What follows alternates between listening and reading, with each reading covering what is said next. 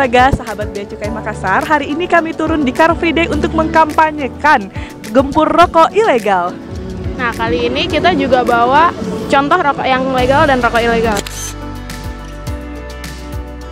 Kira-kira seberapa tahu sih masyarakat untuk membedakannya?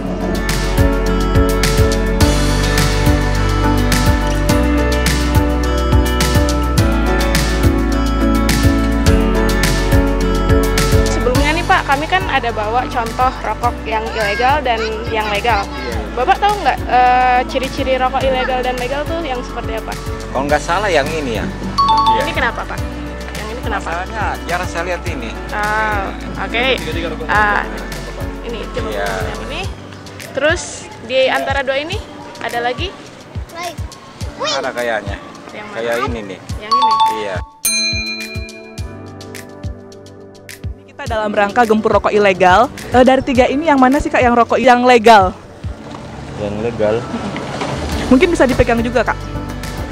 Yang legal kayaknya ini. Oh, yang legal itu ya. Yang ilegal? Ini.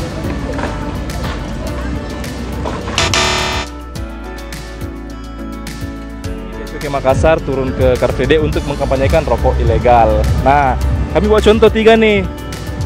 Kami mau kasih tebakan kalau benar, maka dapat hadiah dari kami, merchandise dari kami, oke? Menurut kakak nih, dari 3 rokok ini, mana sih yang ilegal? Mana yang legal, mana yang ilegal? Salah yang ini. Ini yang ilegal, yang palsu ya? Ya, oke. Ada lagi?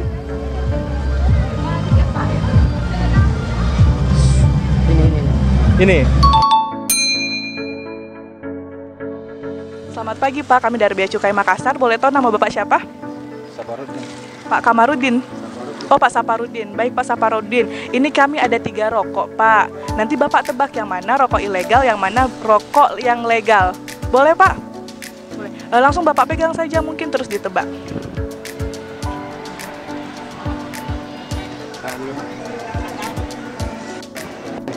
Itu yang apa Pak? Yang legal? Yang legal duanya ini?